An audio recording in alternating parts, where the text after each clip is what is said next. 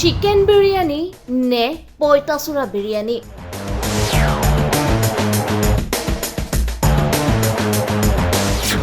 আপুনি বিৰিয়ানী খাই ভাল পায় নেকি? ভোক লাগিলেই মনলৈ বিৰিয়ানী খোৱাৰ কথা আহে নেকি? তেন্তে এই খবৰটো আপোনাৰ বাবে। প্ৰথমে এই ভিডিঅ'টো ভালদৰে চাওক।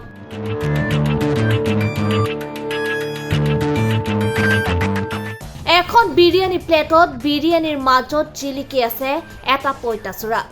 হয়, আপুনি মই সকলোৱে ভাল পোৱা চিকেন বিৰিয়ানীত ওলাইছে পইতাচোৰা।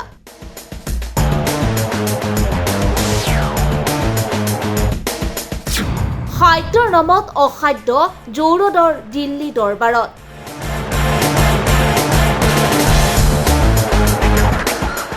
চিকেন বিৰিয়ানী খাবলৈ আহি পইতাচোৰা খাব লগা হ'ল গ্ৰাহকে। ঘটনা জৌৰদৰ দিল্লী দৰবাৰ নামৰ ব্যৱসায়িক প্ৰতিষ্ঠানত।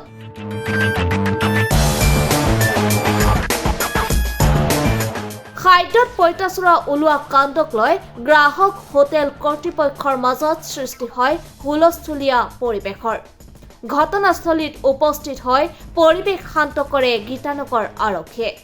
অৱশেষত দোকান বন্ধ কৰি পলায়ন কৰে কৰ্মচাৰীয়ে।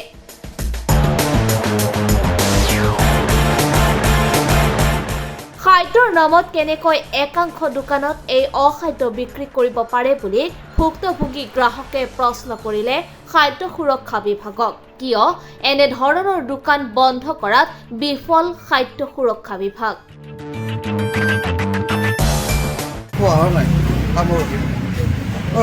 অলপ কিবা খাই আহোঁ।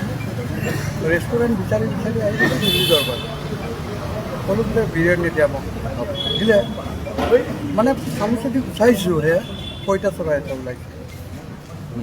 তাৰপৰা ইহঁতক মাতিলোঁ পইতাচোৰা কি হ'ব? তেওঁলোকে কৈছে নহয় বৰষুণৰ বতৰত উৰি আহিব। বৰষুণটো নাই, তাৰপৰা কৈছে বতাহত উৰি আহিছে। বতাহো নাই, বৰষুণো নাই। এনেকুৱা যদি হয় তেতিয়াহ'লে আমাৰ খাদ্য সুৰক্ষা বিভাগটো ক'ত আছে অসমত? আমাৰ গুৱাহাটীবিলাক ফুড ছেফটি ইনস্পেক্টৰ আছে, ফুড ইনস্পেক্টৰ আছে, তেওঁলোকে কি ঘৰা ঘা কাটি আছে নেকি ইয়াতে? গতিকে মই অসম চৰকাৰ আৰু লগতে খাদ্য সুৰক্ষা বিভাগক এটাই অনুৰোধ, দিল্লী দৰবাৰ টাইপ যিবিলাক ইয়াত ৰেষ্টুৰেণ্ট আছে সেইবিলাক বন্ধ কৰিব লাগে। ইয়াৰ পৰিৱেশটো বহুত অস্বাস্থ্যকৰ। আজি মই নিজে প্ৰমাণ পালোঁ আৰু আমাৰ মানুহবিলাকে তাকে খাই আছে।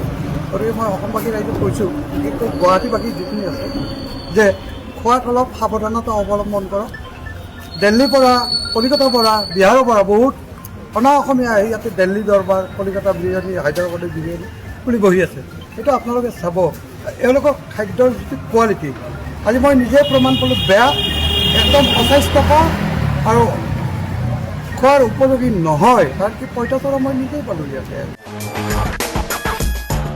News desk report, Republic.